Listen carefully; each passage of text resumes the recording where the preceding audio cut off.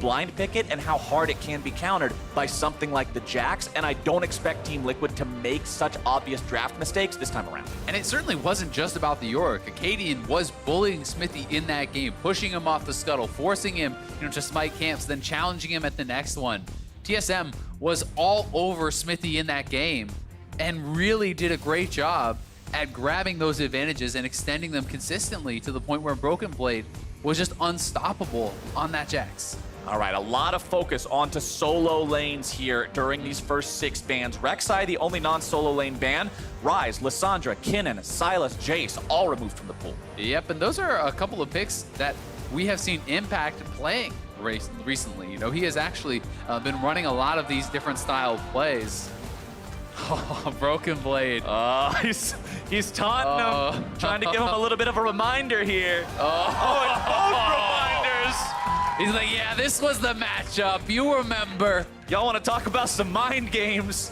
Broken Blade's playing him here in the champ select, but they're going to go ahead and answer support with support. They're saying, all right, Core JJ is going to be on Tom Kench. We'll put Smoothie on the Braum. Very powerful pick. We've seen Smoothie be a real playmaker and facilitator here in the bottom lane so far this split. Not surprised to see him on the Braum. Yeah, not at all. Core JJ, though, certainly grabbing comfort for himself. That is his most played. He has been very, very good on the Tom Kench, not only just in his positioning, which has been pretty much immaculate. He's always at the right place at the right time to protect his carries.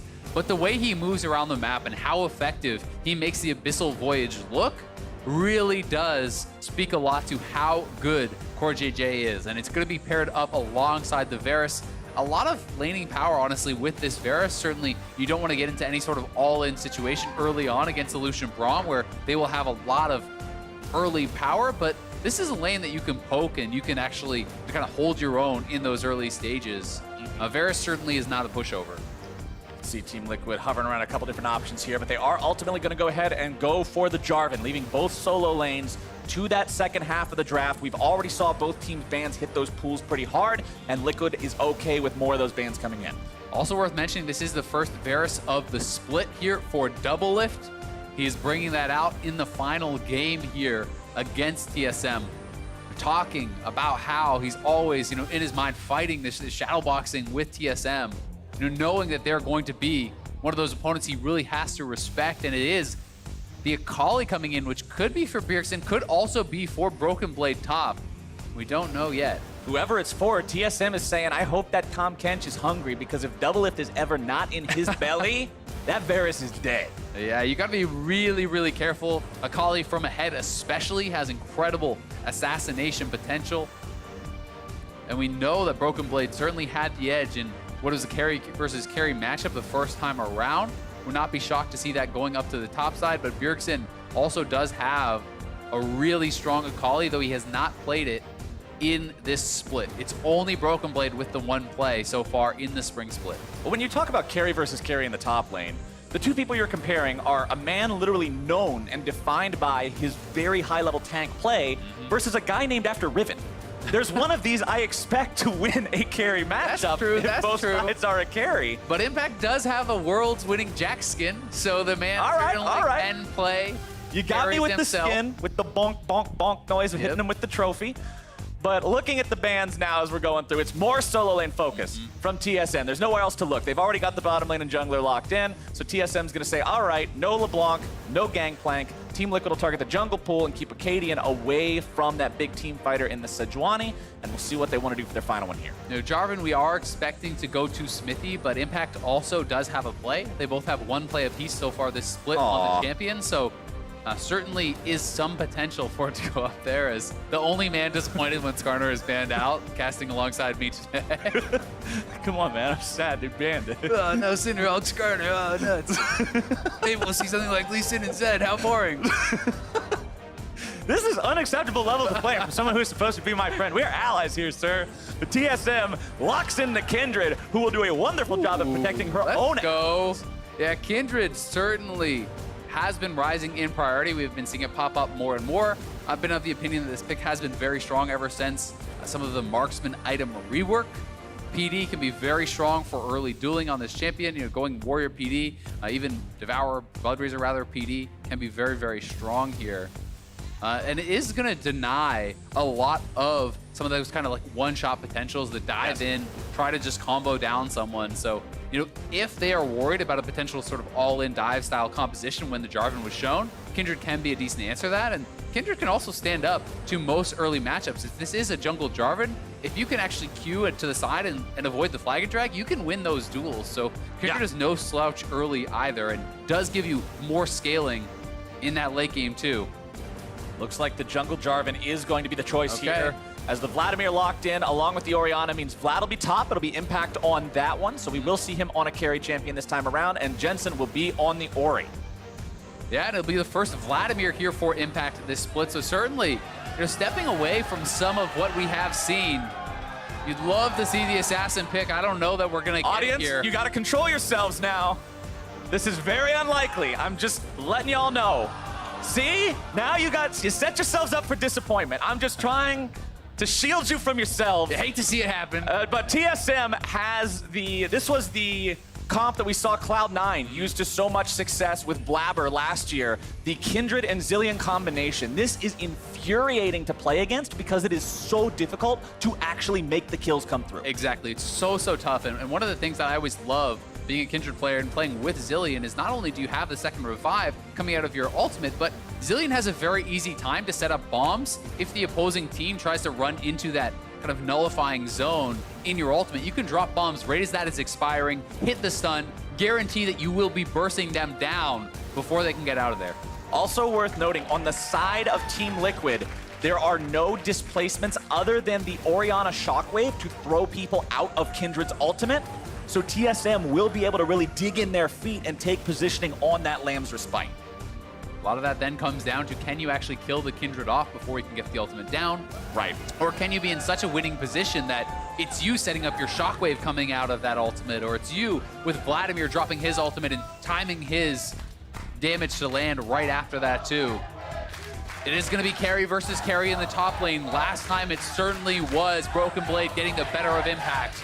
You know Impact wants to prove that he can compete. And you know Team Liquid wants to prove that this slump is not here to last for playoffs. The crowd roars to life. Team Liquid and TSM will take to Summoner's Rift for the second time here this split. Team Liquid looking to end their first place season on a high note. TSM looking to be the only team to finish this split with a winning record over Team Liquid. Claiming that 2-0, securing yourself as such a threat going into playoffs. Certainly things that TSM is hungry for here, and TL do not want to end the season on a bad note. And as everyone rushes out of the base for the level 1, we are going to check in with Avali, who's got a sideline report with Dodo. Thanks, Flowers. Dodo, rough last couple of games for Team Liquid. What's really going on with the team right now, and how are they feeling coming into today's game? There's nothing too much serious going on. I think we're still confident that we are a strong team. I mean, we've been trying out a lot of different picks, been focusing on different styles, but obviously we are still making mistakes. So we're focused on trying to get better still. I don't think we're perfect yet, but we're not too worried. We're still confident going into playoffs, and I hope we can show that today. Dodo, thank you, and best of luck to you and the team. Back to you guys. And certainly, even here today in this final game, 2 new picks coming out for them. The Vladimir top not shown this split. Varus not shown by Doublelift this split either. So even in this very important final match, they are, you know, experimenting somewhat, but they are picks that they have shown in the past, and this is a match that they certainly really want to win. Couple things that I want to point out as we're waiting for these minions to spawn. Look at the keystones on 2 different champions. Doublelift with the lethal tempo means you aren't going to see poke Varus. This is going to be more of the auto attack base, likely going to see crit on hit on this guy. And if you look over at Broken Blade, fleet footwork here for the Akali. As some stats come up on the side of your screen, you can see really, really promising numbers for both the Orianna of Jensen and the Zilean of Bjergsen. 75% and higher win rates for both. It's something higher than 75. I don't know what the math is. I'm not a calculator. Never do math on broadcast. That's the rule. It's a lot. Yeah, we don't do math on broadcast. We only say the stuff we know, and I know it's higher than 75. It's just one of those other numbers up there. There you go. But Team Liquid, These are true statements, yes. we've already said these guys have locked in first place for themselves going into the playoffs. They have secured the playoff bye. This is a team that has looked so far and away from everyone else so far over the course of this split to now be on this slump, losing to Echo Fox that nobody thought they would lose to, as well as also dropping these other games towards the end. A lot of people are surprised.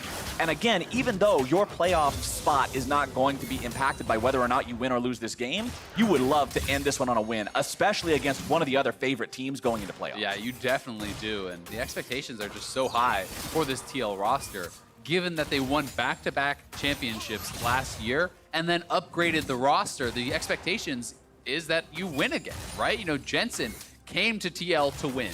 He has not won a championship in North America despite making the World Semifinals last year. He really wants that championship, and that was, I think, a big motivator for coming to TL. Right. If this is a team that you know you can pop off with, this veteran roster with guys like Doublelift and Xmithy and Impact and Core JJ, who has a world championship of his own under his belt. They got 2 world champions on TL's team. You really want to see this team succeed, because the question is, if you can't succeed with this roster, well, how can you? This is stacked. And Team Liquid fans are expecting this team to pop off. They're expecting this team to finish nothing less than at the top. And you've got to say that's been the expectation for TSM for so many years of the LCS. And last year, really the first time that they kind of failed to match up to those expectations. First time they missed out on the finals. First time, you know, that they didn't go to Worlds, right? These are big firsts for TSM, and now back this year, seeing this team in form, it is such a resurgence for them, and so I think heartening for the TSM fans to see that they are competing again at that top. It is important for them to be winning those games and winning those championships, if not at least competing for them. And not just for the fans, I mean for the players too. You hold those expectations of yourself. When you're Bjergsen and you're going to the finals year after year after year after year, and then all of a sudden you don't go in back-to-back splits, that's got to light a fire under you to get back in there and take your spot. I mean, and by the way, Doublelift now, after last year, tied Bjergsen for the most trophies in the league. These guys are both sitting on, I believe, 5 apiece. If you would love to maintain that record if you are Bjergsen, this is a guy with a number of MVP titles who has been known for so long as the best player in the NALCS. And I feel like over the last year is the first time that we have really heard those conversations being challenged and people bringing up Doublelift's name more and more and saying, hey, what about Doublelift? He has won as many championships. He has now won an MVP. He has won on multiple different teams. Jensen getting himself back there as Acadian wanted to show up in the mid lane, see if maybe he could help Bjergsen put a little bit of damage down, but Jensen getting himself away is just fine. Xmithy finding Acadian here in the top part of the river now, getting the EQ combo down, continuing the chase. Acadian wants to get away. Blast Cone's going to be there and available. Xmithy will not go further past this one. Flash blown on both junglers. Acadian taken very low. You mentioned in Champions Select, if the Kindred can hop out of the way of that combo from the Jarvan, you can win the fight, but when he comes at you from the bush, there's no way to react. Yeah, very, very difficult to be able to avoid that, if not impossible. And Acadian does get out with a trade of flashes, so not too bad for him. He will lose a little bit of priority for now, but certainly having that Blast Cone there was a blessing as he's going to be able to get out safely.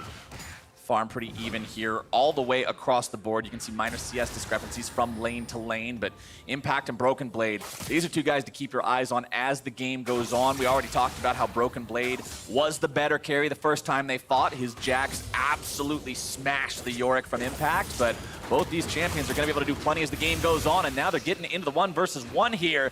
Level 6 for Impact before Broken Blade's able to get his. Broken Blade still stealthing around in that Shroud, but not going to go after anything. You are going to be a little bit vulnerable here, though, as Impact. He's pushing up. The wave is pushing towards Broken Blade. You are now down your ultimate. Yeah. And Broken Blade has his available, so you are being pushed into this vulnerable position. And despite the fact that Broken Blade played an incredible game last time on the Jax, it wasn't just about him. Acadian got involved. Acadian was really strong in helping him get that lead, too. Bullying Xmithy around, Smoothie even roaming up and forcing a flash. So it was a team effort that Broken Blade then made good on.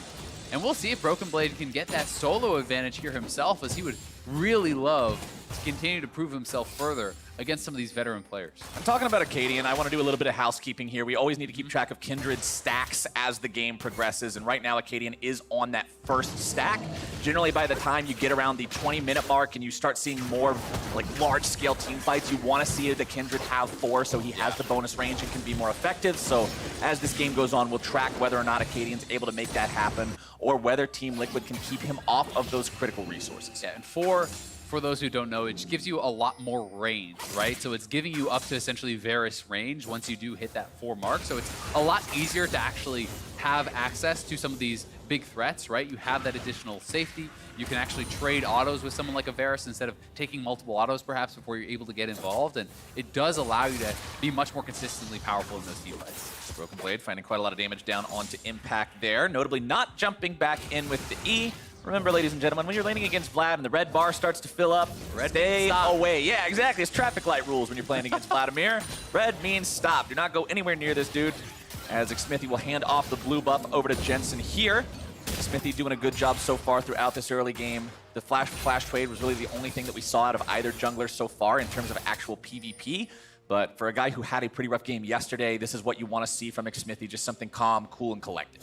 Yeah, this is something that I always think is really nice from a top laner. You have the push, so he utilizes that and instead of trying to get a tiny little bit of poke on Impact on a turret, he goes in, he drops a ward that is going to spot both blue as well as the Gromp, and he pops the Blast Cone. So it makes it a lot more difficult for Smithy to actually gank you. If you want to EQ over the wall, you're going to be straight onto a ward, and that's going to give you that advanced time to actually get away. So nice little move that will help to keep Broken Blade safe. Yep, shooting those blast cones over the edge of the cliff when you're the red side top laner or the blue side bottom laner to stop the enemy jungle's path from being as effective is very important if you ever have the opportunity to take 10 seconds to clear him away, as Smithy has now made his way onto the Drake. Yep, and he can do this because they actually spotted out these wards, right? They spotted out the Kindred on the ward.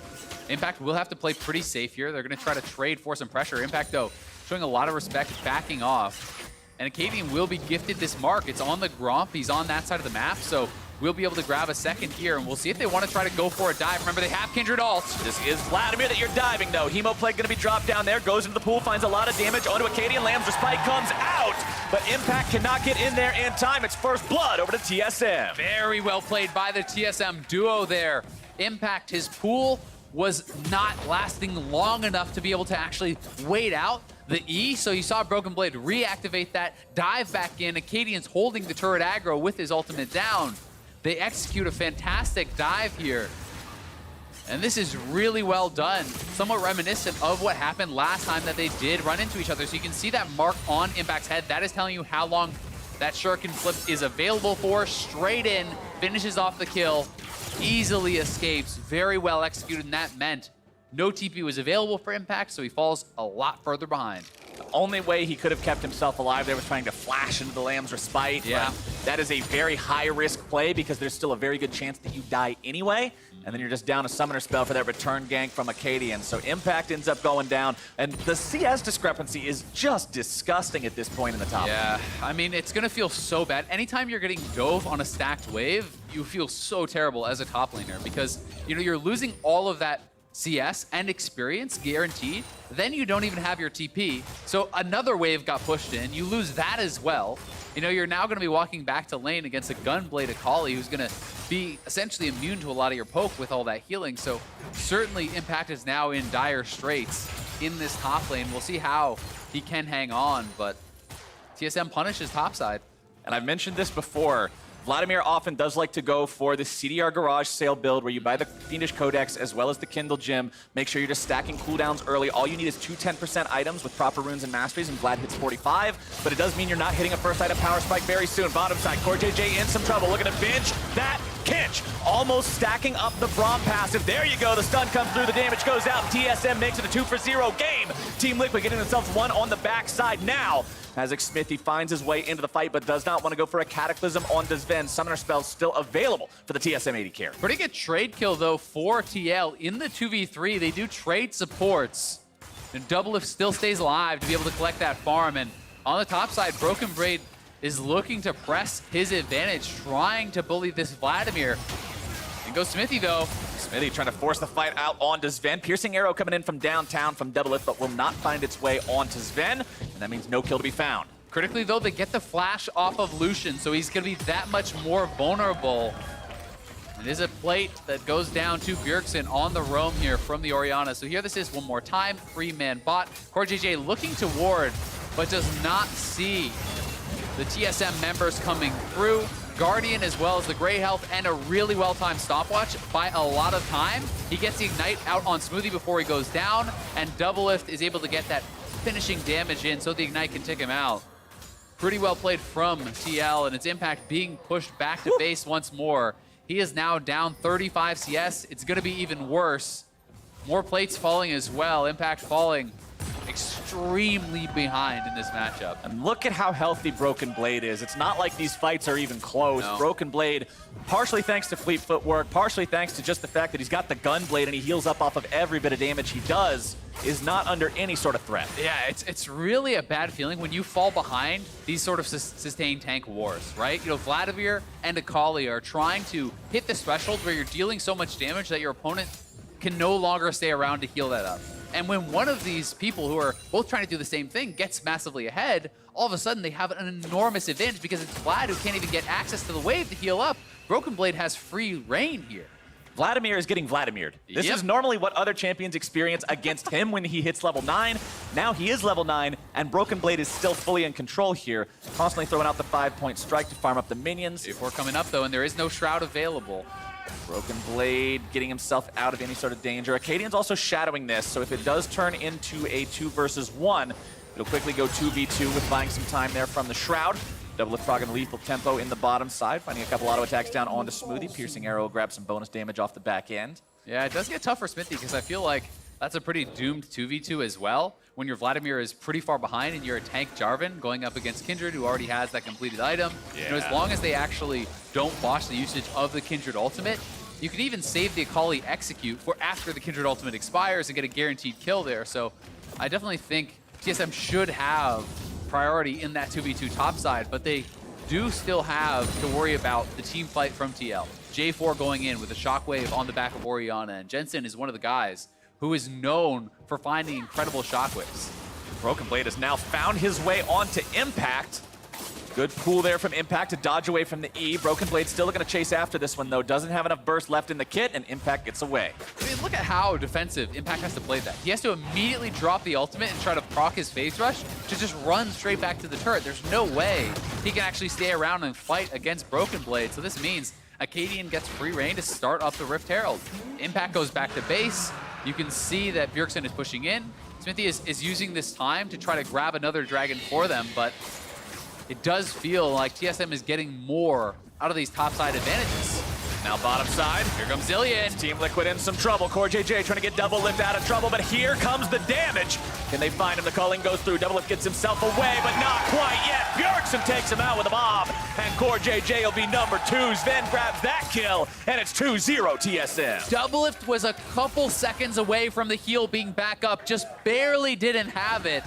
And Bjergsen, it looked like he predicted to flash with that bomb, throwing it where Doublelift would have to flash to try to escape. He catches him and knocks him down, and TSM starting to really take full control over this one. With the leads they've got through the kills and the farm and the fact that they got the turret first blood, this team is now 3,000 gold ahead, and it's letting them make plays like these. Yep, in they go. TSM getting very aggressive. Nice early chunk onto Doublelift, and now watch where Bjergsen throws the bomb. He waits and throws it to where Doublelift has to flash to try to get out. That is 100% the predictive bomb. Beautiful by Bjergsen, and Doublelift a second or two away from the heal might have got him out. There's a reason this man has an entire fistful of championship rings in the LCS. He makes the plays when they matter. He comes in clutch and pulls things off, predicting exactly where Doublelift is going to move, giving him that first death, grabbing his own first kill. And Bjergsen has had some incredible performances on the Zillion before. This game looking like it might be yet another one of those, as Impact is just relegated to sitting back and watching Broken Blade farm. Yeah, Broken Blade is working quickly towards that Morello Nomicon. I think a really smart buy against the Vladimir here. When you hit that 2-item power spike, maybe the ultimate healing isn't even enough to keep Impact alive and an all-in from full health. You know, that gets very, very dangerous. So we'll see where Impact wants to go with his build. It's already fairly defensive, grabbing an early Merc Treads, and he's going to be pushed very far back on that power curve. He's down 50 CS. You want that late game Vladimir, but it's feeling like a bit of a pipe dream at this point. His 17 minutes build is a potion, a book, a Doran's item, 2 CDR garage sale pieces, and shoes. This is not a Vladimir that even has a single item fully completed. You see this guy TPing into a fight. Normally a Vladimir TP strikes terror into the hearts of men, and this one just makes you giggle a bit. The man's not going to have any impact for a very long time. At the very least, he will still have the amp damage on his ultimate. You know, being able to try to combo with the AoE damage, I think is going to be one of the ways in for TL. You have Shockwave, Vladimir ultimate. You have a lot of AoE damage coming through from Bjergsen with the piercing arrow, if that can hit on multiple members. So they certainly are looking for something like that. But it's going to be a tough road. And TSM now taking their advantage from the top side of the map where they grab the Rift Herald straight into mid lane, looking for this turret. Shelly summoned up, bombs thrown down to zone Team Liquid away, but Shelly will be killed before she's able to guarantee the turret being taken. Team Liquid hold the line there. Remember, they also do have the advantage in this game of having 2 out of 2 Elemental Drakes so far. That next one not spawning for about another 100 seconds, and we'll likely see TSM start to fight for those now that Rift Herald's not available anymore. There's not as much to fight for elsewhere on the map, and Doublelift will continue trying to farm up here in this bottom side. Blade of the Ruined King done for both AD carries, and considering this isn't the on-hit Varus, this is going to be the Varus that starts off, or this isn't the poke Varus that starts off with the on-hit with Blade of the Ruined King, scales into crit, Ruinance Hurricane, Infinity Edge, yada yada. It will be very, very powerful in team fights later on. It just has to get there. As long as you can actually get the time to auto, right? You know, potentially you're going to have an Akali who's super fed, diving in on you with a zillion bomb on her head that is going to detonate into another couple hundred damage. That is really, really frightening and very difficult to survive. When Doublelift has no MR whatsoever, you know, it's going to be up mostly to Core JJ to really use a perfectly timed Devour and keep him safe. I like how you use a couple hundred damage, and at this point, with having pretty much 2 items, Bjergsen's bombs are already doing 500 damage each, so that's a 1k burst. If you get hit by both of them, that is scary. Yeah, and certainly reduced by the magic resist, you know, maybe more like 600 or something around there, but it's a lot of damage. It hurts. When you are this marksman who's only sitting at 1200 health, you know, that plus an Akali means you're instantly dead, right? You know, don't worry about the Fed Lucian, don't worry about, you know, even this Kindred. That'll be enough in and of itself, and you could have Broken Blade now with the Morellonomicon. Vladimir is in a no-fun zone. All right, he got his Proto Belt at least. He's got an item. That's pretty good. I think Smithy will go after Broken Blade here. Gets the electrocute damage, but Broken Blade safely gets himself away. It's a 4-man push on the top side from Team Liquid to take down the Tier 1 turret, but TSM will respond by taking one in kind in bottom lane. I think this is smart, though, from TL. You're losing top side, you're losing bot side. Just lane swap and try to trade turrets, right? And that's basically what they're going for here. You don't want the Varus matching up against Lucian, who's already on 2 items. You certainly don't want Impact laning against Broken Blade when he's been getting slammed. So they are going to try to trade those turrets, but Bjergsen, you know, making it an unfair trade as he grabs the mid lane outer himself. Acadian working on picking up this Cloud Drake here for the side of TSM. As Broken Blade's looking for some damage on the double. If Core JJ gobbles him up to safety, but Broken Blade might be able to go back in. There you go. There's the Akali with the bomb. The damage goes through. Broken Blade going to be in some trouble. Here comes There's Impact. an ultimate on him. They're waiting for that one to wear away. Impact does not want to pop him and allow him to get the heal. Goes in and grabs the kill. Impact's revenge finds its way in as Jensen grabs himself a kill to Bjergsen, and Team Liquid is right back in the fight. Xmithy and Impact will try to disengage in the top side. Sven lets loose the calling as Xmithy heads for the hill. Yeah, they're going to keep going, though. They're trying to take down Smithy. I think he will survive this. The Honey Fruit is there. The last tick of Ignite does not get him. A couple shutdowns going the way of Liquid. They are not going to go quietly into the night on this one. They are fighting back. And Broken Blade perhaps overreaching here, as he has done at times, going in for the 1v2. Perfectly timed Devour there from Core JJ, but then Broken Blade, no Shroud now available, takes the long ride in, just barely can't take down Doublelift. Impact TPing in, waits out the Zillion ultimate, does get the first kill. Was a close affair, though, as Smoothie gets in between, and Impact has to commit the flash to do it. Then Jensen going forward onto Bjergsen, gets the shutdown there, and TSM just barely not able to trade back on Smithy, so a couple shutdowns going the way of TL. Critically on their solo lane carries, that is somewhere where they sorely needed that gold, and now Jensen at 234 CS at 21.5 into the game, gets a shutdown as well. He's on 2 items with Sork Boots too. Jensen with a 300 gold lead over his lane opponent right now. Most of that can be summed up with the CS advantage he built for himself, but Team Liquid still down about 3,000 gold overall. They've shown they can respond. They've shown they can strike back, but they have to continue it now. We need consistency from the side of Team Liquid if they're to make their way back into this game. And we need some patience and poise from TSM because they had been running this game from the start, right? And you don't want to just get too excited and overextend on a play like that. They did not have vision on where Smithy was. And it would have been an incredible play if Broken Blade pulls it off, but does he need to even go for it when he's in such a powerful position already? Broken Blade and TSM now contemplating their next move. We are 22 minutes into the game, means Baron is alive, and you can see TSM in that northern part of the river. Control wards being placed down all over the place at the entrance to the jungle of Team Liquid. TSM wants to make sure this part of the map is dark as night, and Team Liquid always has to be scratching their head, wondering, are they on it? Are they going to try to do it? How soon do we have to walk up here and face check this? Yeah, and that's why they have 2 blue trinkets already. They are certainly going to have to fight for this vision very, very heavily. We'll see how well they can maintain as Smithy in the area. He is tanked, so it does make it a little bit easier, to have that additional durability and try to come in and clear this out. They're getting rid of most of TSM's pinks in the area. Worth noting that while Smithy is going for a tanky build, it's Cinderhulk into a Kindle Gem that I can only assume is going to become a Knight's Vow. Very likely. It is only health and the magic resistance from Mercury Treads on this Jarvan right now. You are up against a Kindred that built a Blood Razor and a Lucian with Blade of the Ruined King. He will melt if TSM has firing time. He certainly will, so it's going to be about picking your moment, being very careful and deliberate about those engagements. Broken Here Blade! comes that firing time we're talking about. Broken Blade coming in from behind, drops down the Shroud. Impact not able to make his way into the fight. Double Authority going to be killed off. More damage coming through. TSM going to be routing everybody as Core JJ is going to fall down next. The bomb strapped to his head, and he is dead. Bjergsen makes sure that one's going to be a 3-for-0 for the side of TSM. Broken Blade atoning for his earlier sins, gets the beautiful flank, and they could get Impact here Impact, too. what are you doing, man? 1 versus 5 is not the kind of fight you want to win. Impact really overreaching there, trying to get something back. TSM will claim a Baron here, heading straight for it. I don't think that Liquid can get here in time.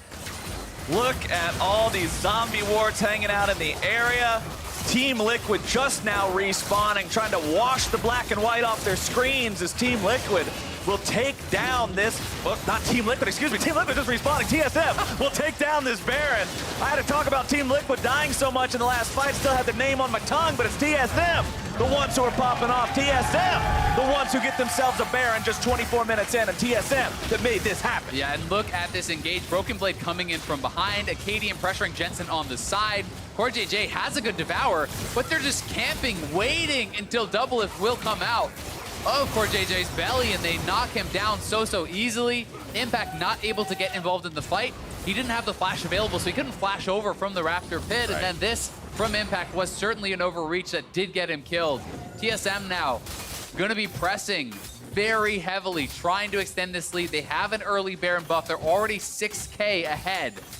And with the winning side lane, you have to feel like that's the potential to knock down at least these outers. And I mean, you've got the Rage Blade up for Doublelift now, but look across the board. Look at Sven. He's got the Black Cleaver as well as the Rapid Fire Cannon now on this Lucian. He's transitioning into more mid-late game damage, getting some crit, making sure that he's going to be hitting like a truck in these team fights. And with TSM having a 6,000 gold lead and 2.5 minutes left on this Baron power play, you're expecting this team to cash in, considering they still have all the tier 2s left to claim. Yeah, you really are, and there is that first of those tier 2s that's going to be going down.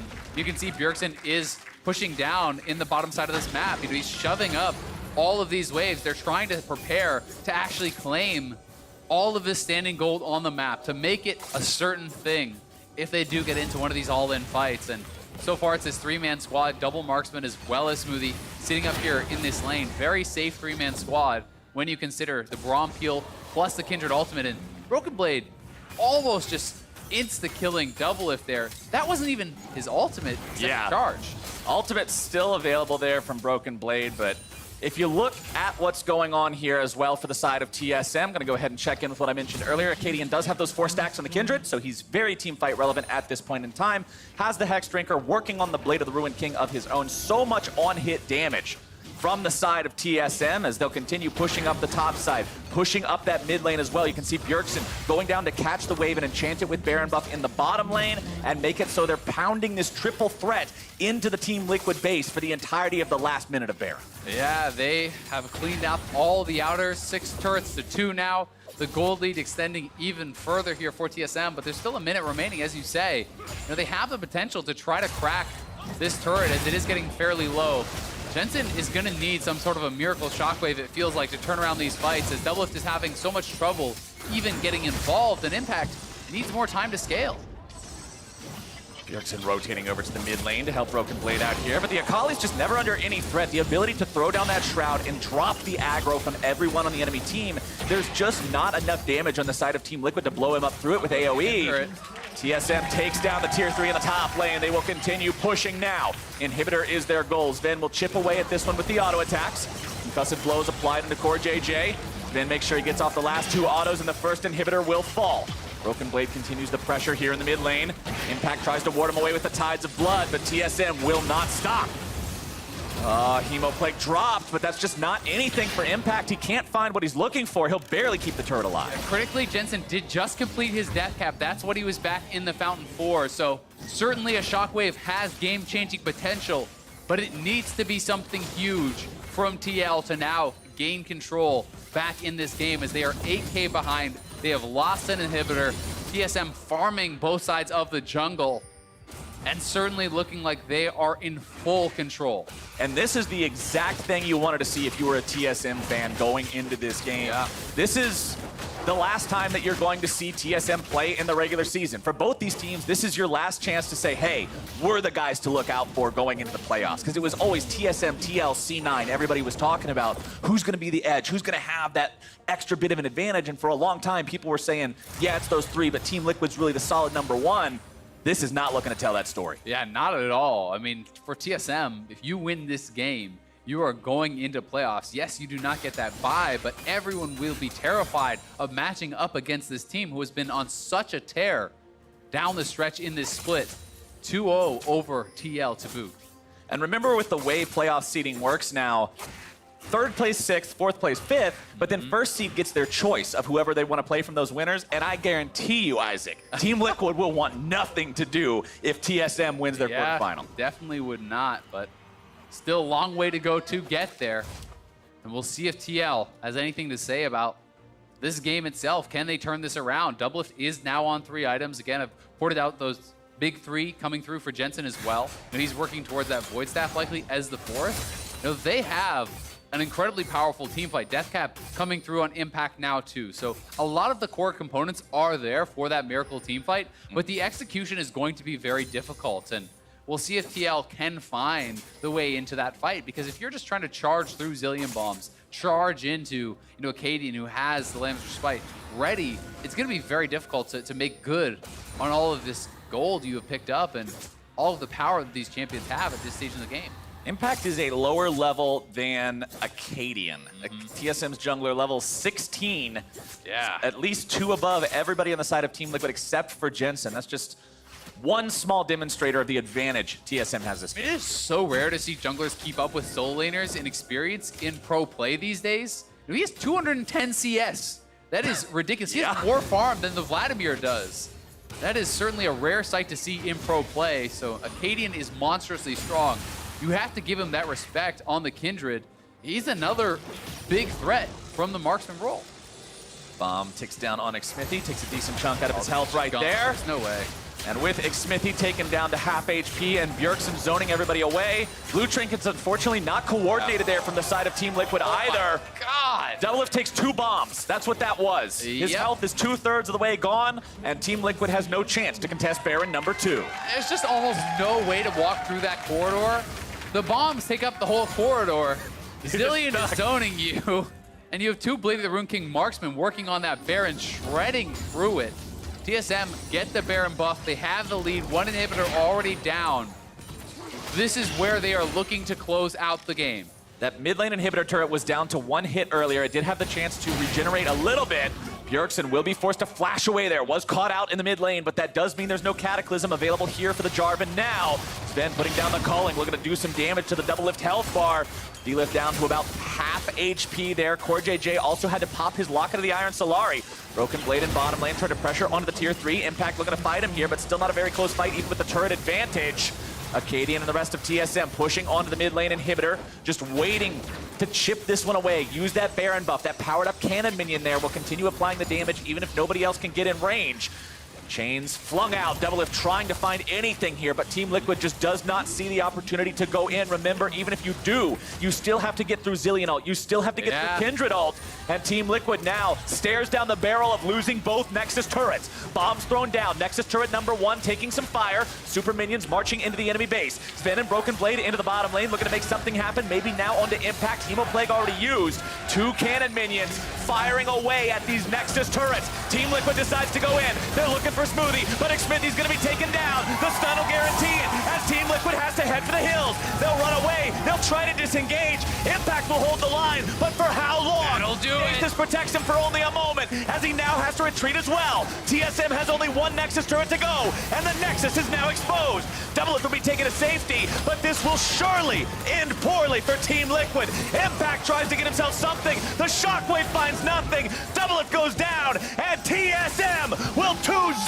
Team Liquid in the regular spring split. Going into playoffs in dominant form, TSM taking down TL. The question has to be asked, seeds be damned, who is the playoff favorite now? Not even just taking down TL, but taking them down in style. Impact versus Broken Blade was not close.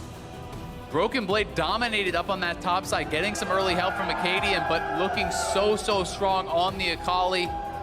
Certainly impressive performances across the board here from TSM, as this was a dominant game. There was one little surge for TL where they got a couple kills after that overextension from Broken Blade, but that was it. This was a clean closeout here, and TL now has to walk into playoffs losing 3 straight and waiting a couple weeks to find out who their opponent will be. It's gonna be a bit of an uphill battle for them, you have to think. It makes it rough. There's a lot, it does give them a lot of time to prepare, to try to mentally reset, get themselves ready to participate in the semifinals. But for TSM, when you end your regular split, having the single best record in the second half of the round, in the second round robin, excuse me, taking down Team Liquid now both times, the only team to have a winning record against the #1 seed throughout the regular season. You have got to feel damn good going into these quarterfinals. Yeah, they have got to be feeling so good, but they need to also remember what they have learned from the last year to never get overconfident, because at times, you know, they had an incredible record down the stretch last year, but were not able to make it happen in playoffs. So we'll see if this version of TSM has that poise when it matters most and they are in that playoffs. Well, they seem like they have found their stride for now, and for more on that win, Avli is standing by with an interview. Take it away. Thanks, Flowers. Bjergsen, congratulations on that game against Team Liquid. And what a game it was for you guys. You completely dominated against them, and now you have the winning record of 2-0 over them. So what was this game like for you? I think this game, it felt better than the previous win against TL because we didn't win just based on having this counter pick and playing through it. And then, you know, first picking Yorick. This game, I felt like we had just more of a standard draft, and we played really standard, and we made good plays. We had a lot of good plays on top, setting BB up to be really fed, and we had my TP behind their ball lane, and I felt like that kind of broke us out of the early game, and we pretty much played the C9 Jensen Blauerfish team comp from last split, and as everyone knows, this team comp was really OP later in the game. So as soon as we made it out of early game, I knew we were going to win. So as we move into playoffs in the next week, kind of looking at the performance of the main teams, who's a bigger threat to you now, Cloud9 or Team Liquid? I'm not sure, because I think TL will play better in playoffs than they have now. It's hard to kind of stay on top and keep playing when these games don't really matter for them. They already secured the bye, they're secured first. And I know they know that they're in a slump, and they're going to work their asses off to get out of this slump. So I don't know. We'll see who has the better playoffs form between the two teams. They have an extra week to do it, but you mentioned him before, and I love to talk to you about him. I want to ask you about Broken Blade, because it's so sweet seeing the relationship between you two. So what can you tell me about the hard work that he's put in this split, as well as his growth with the team? I mean, he's had a lot of growth, but also he had just a really good baseline. He came in with a ton of confidence, willing to play, you know, any champion. He's like, I can play the most whack counters against anything that they could possibly pick, but Akali is one of his core champions, so I'm happy he pulled it out and had such a good game today. Well, Bjergsen, thank you, and congratulations again. And that's it for us here. For more on the game, let's hear from the State Farm Analyst Desk. Thank you very much, Avali. TSM, the only team in the LCS with a winning record over TL. They get the better of them again here in the rematch to move to 2-0 in the head-to-head. While TL does retain that first place bye, they've got to be a little concerned with their performance here and how strong TSM looks now heading into the postseason. Yeah, that's a scratch in the Team Liquid first place regular season trophy. And the TSM early game plan with a really strong draft that picks up later into the game has just been so good from them.